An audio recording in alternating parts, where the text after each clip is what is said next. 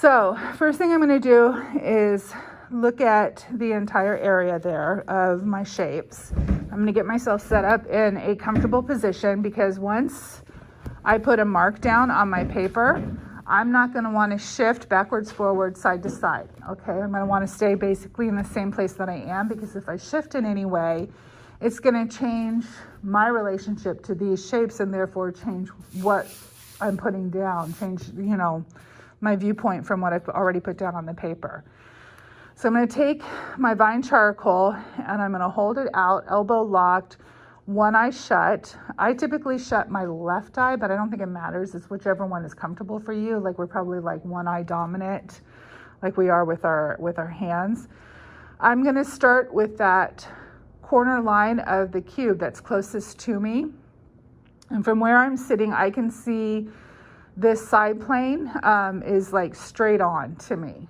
I can see a little bit of the right side of the cube, but a very little bit. I'm going to start with this outer corner here that's closest to me. I'm going to put the tip of my vine at the tip of that line and measure down how long it is. And so for me, it's from here to here, okay? Or here to here. And so it doesn't really matter right now what that measurement is at this point, because I'm just going to put that mark down on my paper. Okay, so that's my line. Everything else is going to be built off of this line. So all of the other lines that I put down are going to be in a ratio to this line. So if this line is this size compared to there, it's this size, then I'm going to need to make that comparison with everything that I'm doing on here. Make sense? So I've got this line down. So I'm going to then take this, elbow locked, one eye closed, and I'm going to turn it so that I'm measuring this top line that's coming off to show this front pane for me. So I've got the height of the cube, and now I'm going to measure the width of the cube. I also want to measure that angle. These two lines should be essentially parallel. So I'm just going to bring this down. Now my bottom line here on the bottom of my cube will be at a more acute angle than the top line, because they're going to, remember, these lines here are going to converge, right? At some point off in the distance and the vanishing point, these are going to go off together like that. When I measure, okay, the height, the length of each line is the same for me, but this angle is a little bit more acute. Right, so that's one edge of my cube. Now the next thing I want to do, again, I'm double checking this measurement of that first edge. I'm going to compare the height of that first corner line to the depth on the top of my cube. And so this is the depth on the top of my cube. It's barely, I can barely see anything because it's almost at my eye level. Okay. And then what's the angle of that line going back? Okay. And then this line coming down. It's easier to do this on a elevated surface. Okay, so there's my cube. From the top edge of my cube, how much taller does a sphere go above it? And so it's like, what is that? That might be a little high. Yeah, I think that's better. And then where does my sphere hit the back of the cube? And that looks like it's hitting right about here.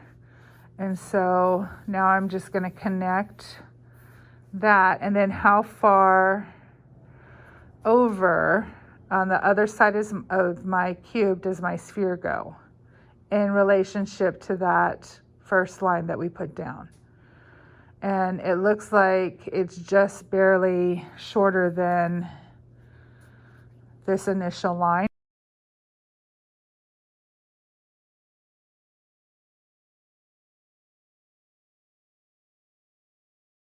Right there, so I'm gonna want right about here.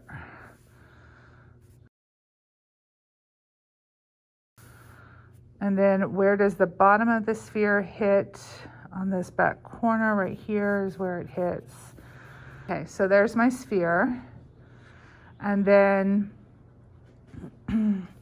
I've got a little bit of a gap between what I can see between the column and the cube. And so I'm going to find where on the height of my cube does the bottom of my column hit. And it hits about right here, and there's that little gap. And this is going to be vertical.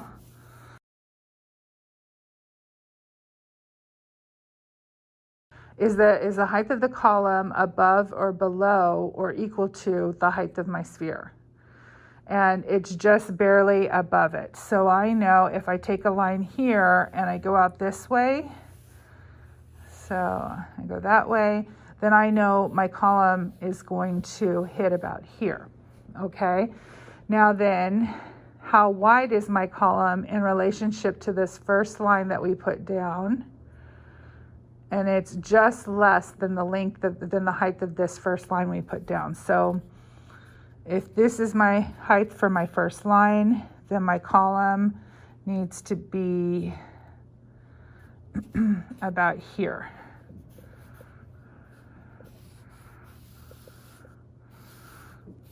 I bring that down, and for me, I have some fabric that's going over the bottom of my column, so I don't completely see the bottom because there's like fabric kind of pushing up over the bottom edge of that.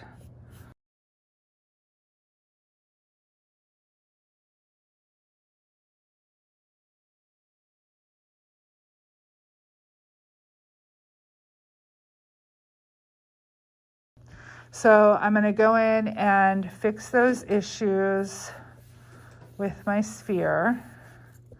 I think that's going to help a lot right there. And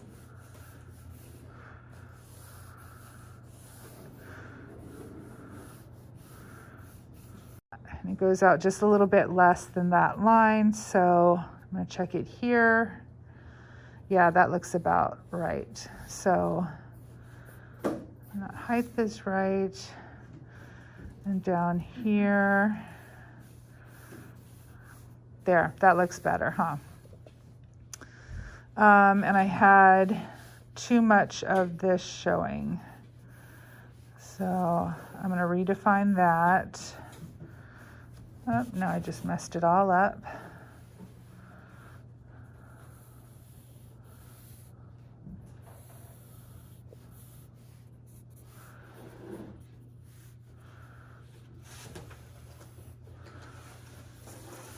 Okay, so I think I'm pretty happy with this, how I've got this.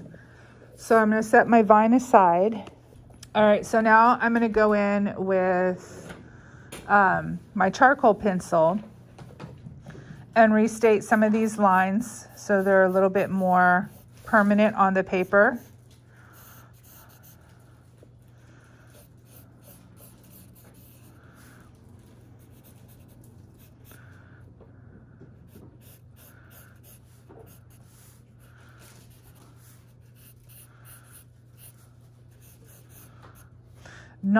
So being careful not to put a dark line where there's going to be a light area, like up here.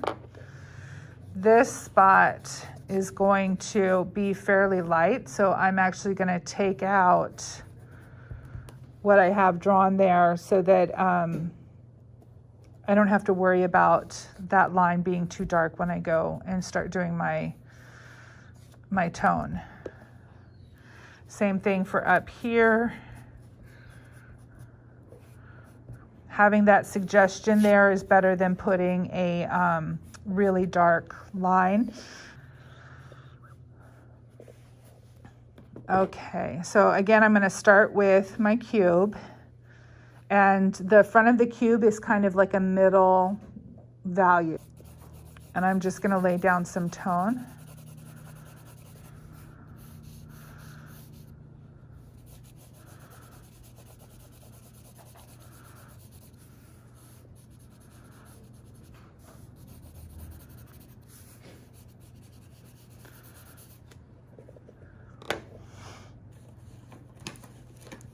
And I'm going to get out my blending stump.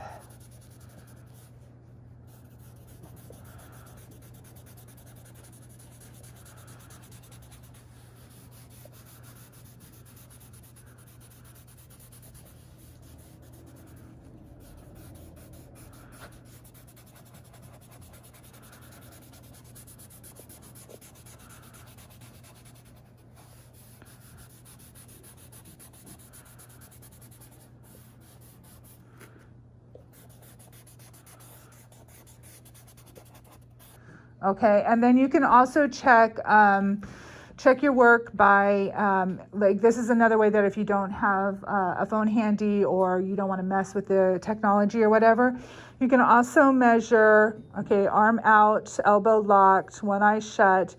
I can measure the angle from the top of my cylinder to that back right corner of my cube. And so the length is this. The angle is this, and then I can double check that. Okay, wait, so that length is like a quarter longer than that outside, or than the height of my cube, and the angle is this. So I can check my angle. Yeah, that looks about right. This is the height of my cube, so about a quarter longer would be here. That's hard. So like there. And yeah, that looks about right. Okay. So you're measuring, you're just checking relationships over and over. How does this compare to that? How does that compare to this? What's the distance between the top of my cylinder and the top center of my sphere? Okay, and so the top of my sphere is right here. My cylinder is going to be a little bit taller than that. And what's the distance between the two in relationship to that first line on the cube? It's about the same. So first line on the cube right there. Okay, so I can see that maybe my sphere isn't quite as far over as it should be. All right, so I'm going to keep blending this. I want to get this really bright.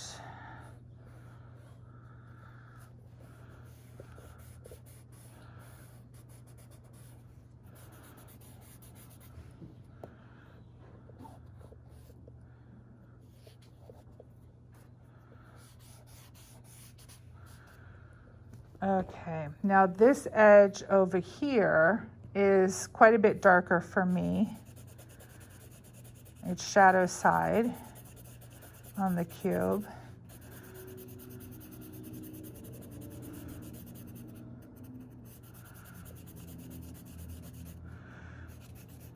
There is just a little bit of reflected light from the sphere that's hitting this part right here and down here a little bit.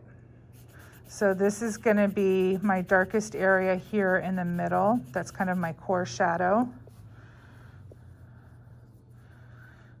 And I'm going to blend this up a little bit.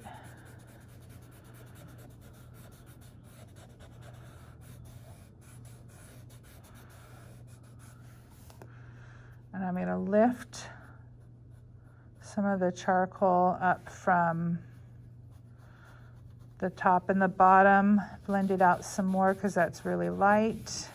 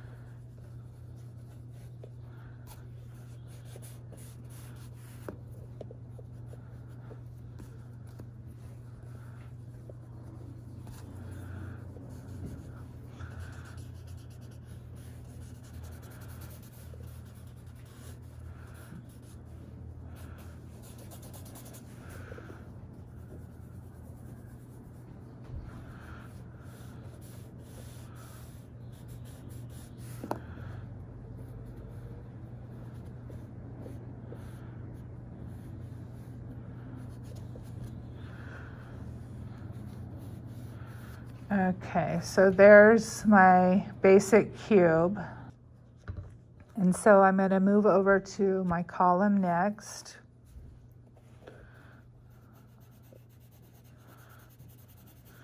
I'm going to put this core shadow in here right off the bat. There's quite a bit of reflected light here from the sphere. So I want to make sure I get that in there. Could be from the sphere or the cube, probably from the cube. I think up here is the reflected light from the sphere.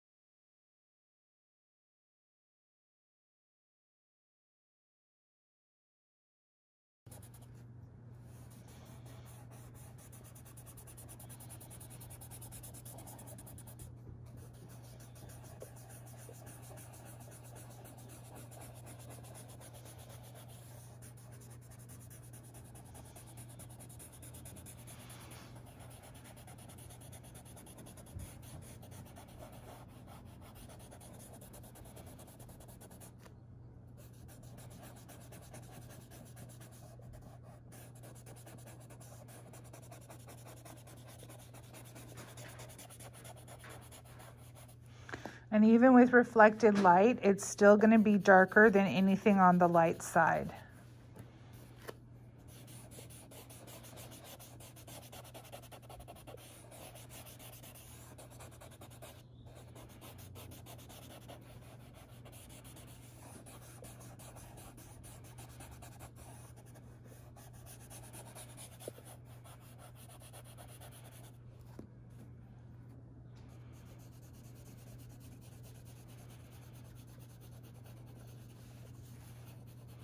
And it's better to do lots of light layers than it is to do just, one really dark layer, because you can always add more tone. It's harder to take tone away once you've laid it down.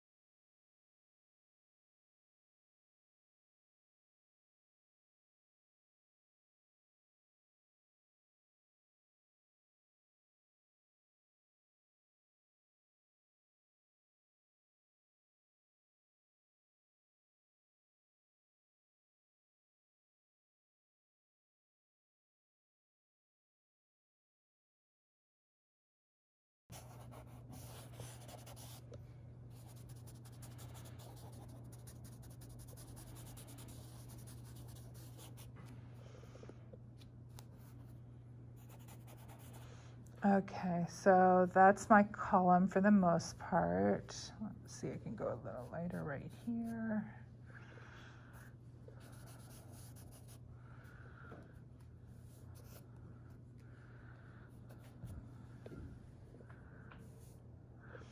And so I'll stop and squint at both my setup, my still life setup, and my drawing to double check my values once I start putting values on. The squinting simplifies the detail and helps you just see the shapes of value, and what value is it, how dark or light is it, and so it helps you compare, do I have it dark enough, is it light enough, is there enough contrast.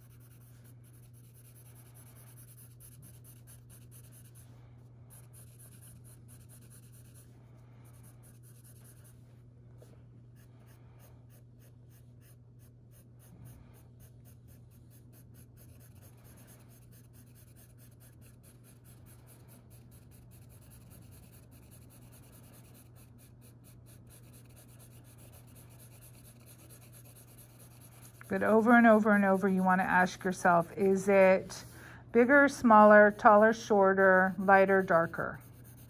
What are the relationships between the thing that you're drawing and the things around it?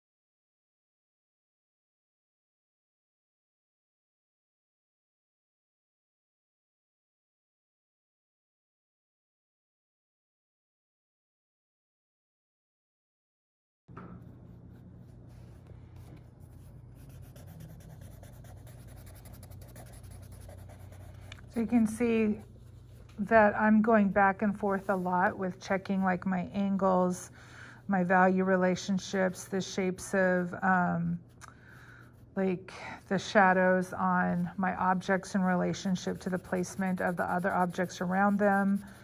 Are they lighter or darker? You know, all of these things I'm double checking and going back in and correcting and adjusting. It's not a matter of like just getting it down once and then that's it. You go back in and you adjust and double check and adjust and just kind of keep doing that until it builds up.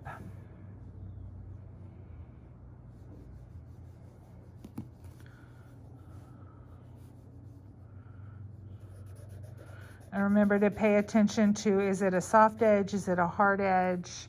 You know, on the cube, you're going to have more hard edges between things than you are on the sphere. The column has like a little bit of both. Cast shadows, where the shadow is made by something blocking the light from getting to the object behind it, those are going to have a firmer edge than form shadow, where the shadow is made because the form is turning away. Well, not necessarily. If the form is turning away gradually, then it will be a softer edge, like on the sphere. On the cube, it's a hard edge.